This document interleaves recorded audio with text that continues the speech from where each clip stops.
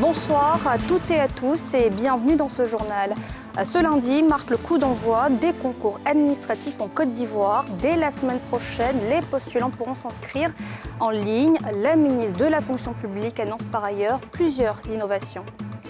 La gendarmerie poursuit sa traque des opérateurs illégaux de gaz butane. Elle a démantelé 2 sites d'activité clandestines, saisissant près de 1000 bouteilles et interpellant 4 prestataires. Et puis les musulmans commémorent ce soir la nuit du destin, une nuit célébrée chaque année durant les 10 derniers jours de Ramadan. Mais quelle est sa signification? L'éclairage d'un imam à suivre. Je vous le disais, la gendarmerie nationale poursuit sa traque des opérateurs illégaux de gaz butane. Hier et ce matin, elle a démantelé 2 sites d'activité clandestines, saisissant près de 1000 bouteilles déjà transvasées et interpellant 4 prestataires. Le reportage de Thiémé Danger et Fulgence Kissiedou. Escadron 3-1 d'Abobo. Le commandant du camp et ses hommes en plein briefing. À terme, c'est la descente sur le terrain.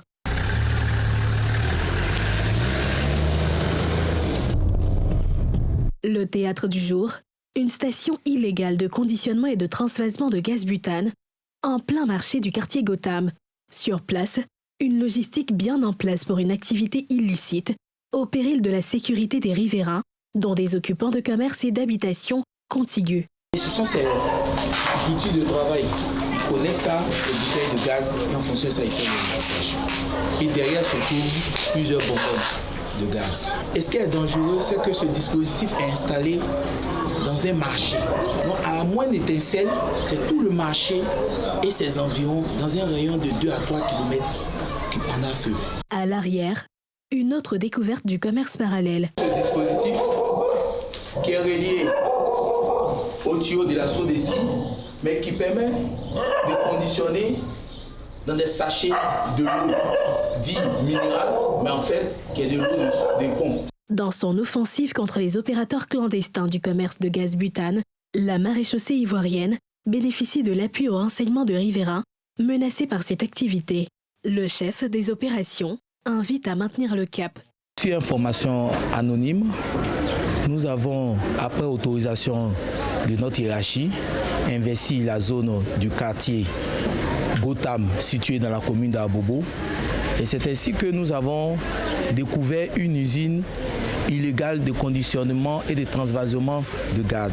C'est le lieu d'exhorter la population, car ce site est situé au sein du marché central d'Abobo Gare.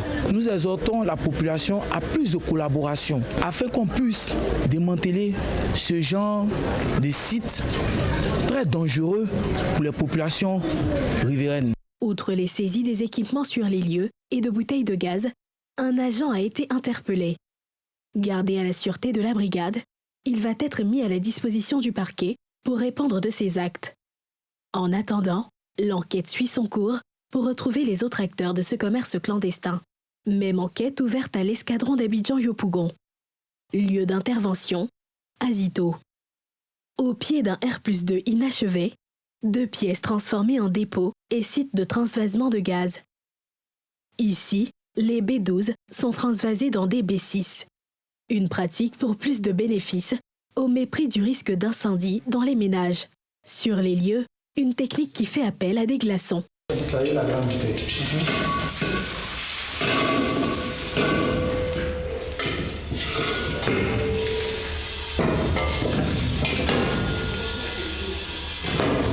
Si on ne met pas grâce, ça peut rater de la grande bouteille. Au terme de l'opération, 3 individus sont interpellés, 416 bouteilles et un véhicule de transport saisi. Objectif, stopper l'activité illicite et lever toute menace d'explosion dans la zone. Cette activité peut créer des explosions. Et au niveau même de Brimbresso, pas plus tard que la semaine passée, il y a eu ce cas-là qui a fait des victimes. Et c'est une activité que la loi 92-469 du 30 juillet 1992 portant répression des fraudes en matière des produits pétroliers et des violations aux prescriptions techniques de sécurité. 72 heures avant, la même découverte insolite était faite dans ce commerce illégal à l'arrière de la formation sanitaire de proximité de Koumassi Campement. Bilan, 1 interpellé, 500 bouteilles transvasées et 2 camions saisis. C'est parti pour la course aux places tant convoitées de la fonction publique. La ministre Anne-Désirée Oloto a annoncé ce lundi le coup d'envoi 2023 des concours administratifs et de nombreuses innovations sont annoncées, comme nous le détaillent Pierre Dipomélin et Fulgence Kissiedou dans ce reportage. Sur les 500 concours de la fonction publique, officiellement lancés par la ministre Anne Oloto, 152 concernent les concours directs et 348 les concours professionnels. Le directeur général de la fonction publique et celui de l'ENA ont livré les modalités d'organisation de ces concours administratifs. L'une des innovations en lien avec l'année de la jeunesse, décrétée par le gouvernement, est le relèvement de la limite d'âge à 2 ans pour donner la chance à plus de jeunes.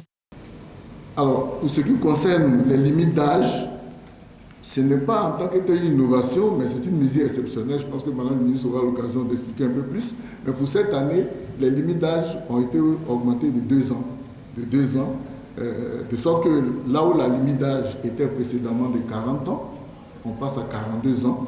Et là où la limite d'âge était de 45 ans, on passe à 47 ans. Voici un peu ce qui concerne les limites d'âge. Un autre point d'innovation cette année concerne les compositions assistées par ordinateur. Alors pour ceux qui suivent nos concours, vous savez, il y a certaines compositions qui se font par ordinateur, donc sont assistées par ordinateur. Et depuis 2015, année de la déconcentration des concours, ce volet-là était concentré à Abidjan. Donc tous ceux qui avaient des compositions assistées par ordinateur étaient obligés de descendre sur Abidjan pour pouvoir prendre part aux épreuves. À compter de cette année 2023, on va commencer le processus de déconcentration de l'organisation des concours assistés par ordinateur. En termes d'innovation à intégrer pour les concours 2023, d'entrée en 2024 à l'ENA, il convient de noter que pour les concours directs, c'est l'insertion du casier judiciaire qui résulte du fait que désormais, tout candidat qui accède à l'ENA, qui est candidat au concours d'entrée à l'ENA, mais surtout quand il est déclaré définitivement admis à entrer à l'ENA, il va faire l'objet d'une enquête de moralité avant de commencer effectivement le programme de formation à l'École nationale d'administration.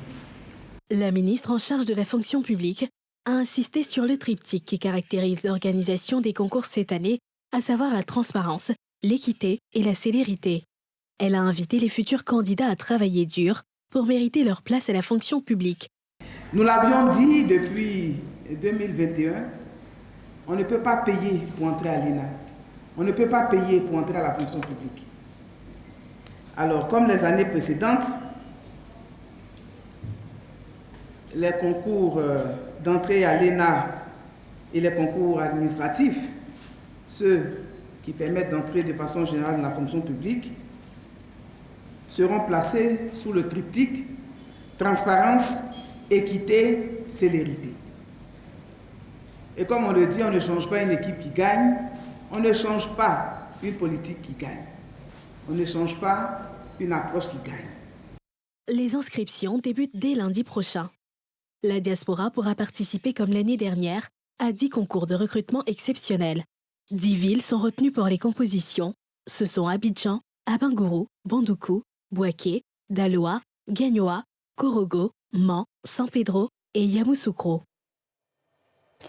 Au quartier Terminus 40, dans la commune de Yopougon, l'eau est devenue une denrée rare. Depuis des années, les robinets sont asséchés, laissant les habitants privés de ce besoin vital. Pour espérer voir une goutte enfin tomber, certains sont obligés de veiller la nuit, une situation désespérante qu'ils dénoncent haut et fort au micro de Nadja Eja et Mathieu Rimbadé. Le trajet qui mène à ce point d'eau, Junior le connaît par cœur, tant il l'a emprunté à de multiples reprises pour apporter ce liquide précieux à ses grands-parents. Dans le quartier du Terminus 40, dans la commune de Yopougon où ils vivent, il faut, pour espérer avoir de l'eau courante, faire le pied de grue durant presque toute la nuit. Ça vient la nuit. L'eau ne vient jamais ici dans la journée. L'eau vient la nuit. La nuit, une fois que tu dors, 1h du matin passe, tu ne vas plus avoir l'eau. Et c'est comme ça, on est dedans. Si Véronique se plaignait déjà de la situation, elle était loin de s'attendre à la tournure qu'ont pris les choses. Cela fait maintenant plusieurs semaines qu'aucune goutte d'eau n'est sortie de son robinet. Voilà où on voit l'eau dedans. Tout est vide. Tout est vide. Pourtant, les factures sont bien présentes. Maintenant, là même, on ne gagne même pas. On veille. Des matins jusqu'à le soir, tu ne gagnes pas l'eau. On ne sait même pas comment s'arranger. On ne sait pas où on va aller puiser l'eau. Où on pille l'eau là aussi. Là. La femme nous donne maintenant bidon là à 200. Les gens qui vont puiser, souvent même les gens là nous disent 300. 200 c'est un par bidon. Bidon d'eau, 20 litres là. Moi j'ai encore bien pour payer l'eau. Je n'ai rien, mais je dois payer aussi facture. Je suis fatiguée. À la facture de 5 000 francs qu'elle doit déjà à la société de distribution d'eau de Côte d'Ivoire, s'ajoute la bagatelle somme de 30 000 francs en moyenne par mois qu'elle doit dépenser pour l'achat d'eau pour sa maisonnée. Une situation que connaissent bien les habitants de ce quartier. Depuis 10 ans que je suis là, si nous avons régulièrement de l'eau, c'est 2 jours dans le mois. Nous pouvons rester 1 mois, 2 mois sans une seule goutte d'eau. Si ce n'est pas sapeur-pompier ou les citernes là, tu nous donnes un peu.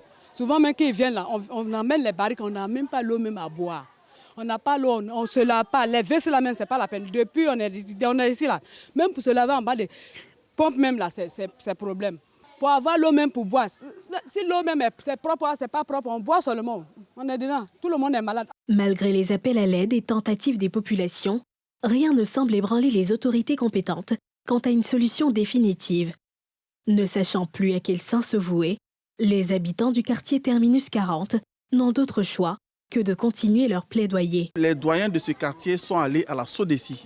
Ils ont essayé de comprendre, mais on leur dit que la situation sera résorbée, la situation sera améliorée. Malheureusement, jusque-là, rien n'est fait. Vraiment, nos cas avoir pitié de nous. On est fatigués. Quand on donne un peu d'eau, l'eau là, c'est source de vie. Même si on n'a pas courant, si on a l'eau, c'est un peu bon. Un cri de détresse qui, l'espère-t-il, trouvera pour cette fois un écho favorable. Dans le reste de l'actualité entamée en 2021, les travaux de la côtière avancent à très grands pas. Les premières couches de bitume sur l'axe principal sont déjà en place, offrant aux usagers de la route un voyage relativement confortable, comme nous le montrent Nadja Edjar et Zécré Joseph. Il est environ 10 heures quand démarre le périple sur la voie de la côtière en provenance de Dabou. Dès les premiers kilomètres, la différence d'avec les années antérieures se ressent. Les crevasses et secousses qui rythmaient autrefois le voyage ont laissé place à une voie bitumée et un trajet confortable. Bien qu'elle ne soit pas encore officiellement ouverte à la circulation, la route de la côtière attire déjà de nombreux usagers, désireux de profiter de tous les avantages qu'offre un voyage en voiture. La voie, c'était vraiment impracticable. On ne peut pas prendre avec le coupé de route, tout. Donc, mais aujourd'hui, bon, je suis quitté à Sanda, ça ne vaut même pas 1 heure du temps, je suis arrivé à Yokoboué. Avant, ça faisait combien de temps? On peut faire 3 heures du temps, 4 heures du temps. Mais je n'ai même pas fait 1 heure, je suis déjà là. Soit on prenait la voie endommagée de la côtière, soit on passait par Gagnoa. Et alors, Gagnoa, c'est une dizaine d'heures. Donc là, on en a pour 4 heures, c'est très rapide. Si vous allez à l'aéroport, vous allez peut-être gagner tout au plus 1 heure. C'est très agréable. Il n'y a plus de soucis, on peut aller à Abidjan quand on veut, en cas d'urgence. On n'a pas besoin de faire les réservations, souvent les vols sont pleins. Et là, maintenant, on peut y aller par avion, tout comme par la voiture. Sur l'axe, machines et ingénieurs sont toujours à la tâche, offrant aux automobilistes une circulation alternée, avec quelquefois des arrêts de 3 à 5 minutes. Au total, il aura fallu moins de 4h30 pour allier la ville de San Pedro en partant du carrefour Jacquesville, point de départ de ce projet, de la côtière. De Dabou jusqu'à San Pedro, nous avons posé plus de 100 ouvrages pour pouvoir faciliter les évacuations de l'eau. Actuellement, les terrassements sont achevés. Au niveau de l'achevée, la grave bitume est pratiquement achevée. Nous sommes au stade de revêtement, c'est-à-dire les dernières couches de roulement. En plus de la couche de roulement, il y aura les panneaux de signalisation, il y aura le marquage, la signalisation horizontale, le marquage au sol, et puis il y a les postes de péage que nous devons construire. La route, longue de 353 km qui va jusqu'à Grand Bérébi, est avancée d'environ 80% selon l'AGERoute, l'agence de gestion des routes. Il y a 5 ans de cela, dans la zone de Adaïdougou, Krokrom, l'eau avait emporté des cars. Alors, nous avons construit des dallos, relevé la ligne rouge, et puis également, quand vous prenez du Fresco jusqu'à San Pedro, il y avait quelques points critiques comme celui de Moussadougou, où nous sommes en train de poser des différents drains afin que les travaux puissent s'achever. Toutes les dispositions ont été prises pour éviter les problèmes d'antan et offrir une infrastructure de qualité. Lancés en 2021, les travaux de construction de la route de la Côtière devraient normalement être achevés avant la Coupe d'Afrique des Nations qui débute en janvier 2024. Des linéaires de voirie sont prévus pour chaque ville traversée par le projet. Et ce soir, les musulmans commémorent la Nuit du Destin, célébrée chaque année durant les 10 derniers jours du mois de Ramadan. Elle revêt une grande importance spirituelle pour les fidèles. Son sens développé dans ce reportage de Salif Yedekoué et Tanguy Conan. Dernier virage du mois de Ramadan, mois de jeûne pour la communauté musulmane du monde. Pendant la dernière décade de ce mois, une nuit revêt d'une importance capitale, la nuit d'Al-Qadr ou la nuit de la destinée, où le Coran a été révélé selon la tradition islamique, est recherché au cours des 10 dernières nuits du Ramadan. L'imam de la mosquée Salam de l'hôpital général de Port-Bouët revient sur le sens de cet événement. C'est la nuit la plus convoitée de l'année chez les musulmans. Et cette nuit-là, Allah subhanahu wa ta'ala aussi a voulu aider la communauté, a précisé aussi comment la communauté peut retrouver cette nuit-là à travers le Coran, à travers également l'édit du prophète Mohammed sallallahu alayhi wa sallam, qui nous invite à chercher cette nuit-là pendant les 10 dernières nuits du mois de Ramadan. C'est ce qui fait qu'on constate beaucoup dans la communauté, et quand les 10 dernières nuits arrivent, les gens convergent beaucoup dans les mosquées pour aller prier et s'en donner à Allah subhanahu wa ta'ala. Et Allah, en précisant cette nuit-là, il a dit que cette nuit-là est meilleure que 1000 mois d'adoration. Donc quand on dit qu'une nuit est meilleure que 1000 mois d'adoration, quand on essaye de calculer, c'est à peu près 84 années ou 83 années et quelques. Donc ce qui est motivant aussi pour le croyant, cette nuit-là, on doit aller chercher dans la prière. C'est pourquoi dans les mosquées, on trouve que la communauté converge beaucoup vers la mosquée pour des prières nocturnes, appelées prières tahajjud. On peut aussi faire cela aussi avec sa famille à la maison, et c'est ça la tradition du prophète sallallahu alayhi wa sallam. Aïcha nous révèle encore dans un hadith, il dit que quand les 2 dernières nuits arrivaient, le prophète sallallahu alayhi wa sallam, il passait la nuit dans la prière et il réveillait sa famille. Donc ça veut dire que, étant à la maison, on peut profiter aussi de cette nuit-là. En Côte d'Ivoire, la cérémonie officielle marquant la nuit d'Al-Qadr se déroule ce soir à la grande mosquée de la Riviera Golf, à l'initiative du Conseil supérieur des imams des mosquées et des affaires islamiques, COSIM, où sont attendues plusieurs personnalités, dont le chef de l'État ivoirien, Alassane Ouattara. Prières, invocations, lecture du noble Coran, conférences sur divers sujets vont meubler cette soirée sur l'ensemble du territoire national. Et puis au Soudan, une centaine de civils sont morts à la suite de combats entre l'armée et une puissante force paramilitaire. Que se passe-t-il? L'éclairage de Salif Yedekoué dans ce récit. Une centaine de civils ont été tués au Soudan, où tirs et explosions ont gagné en intensité lundi à Khartoum, au 3e jour de combat entre l'armée et une puissante force paramilitaire dirigée par 2 généraux rivaux qui se disputent le pouvoir.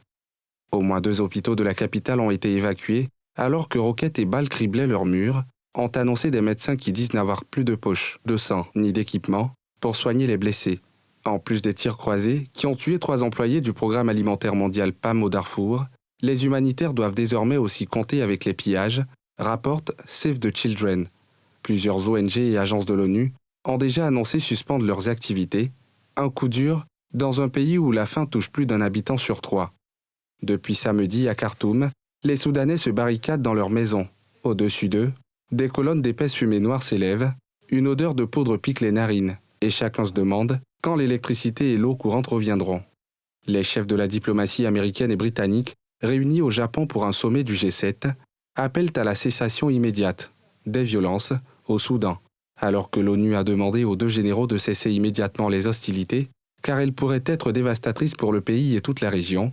Le Haut Commissariat de l'ONU pour les réfugiés HCR a dit se tenir prêt à aider le Soudan, l'un des premiers pays d'accueil de réfugiés d'Afrique, et ses voisins en cas de déplacement de population. Le conflit était latent depuis des semaines entre le chef de l'armée, le général Abdel Fattah al-Burhan, dirigeant de facto du pays, et son numéro 2, le général Mohamed Hamdan Daglo, dit Mehdi, à la tête des forces de soutien rapide FSR, qui avaient évincé, ensemble, les civils du pouvoir lors du putsch d'octobre 2021.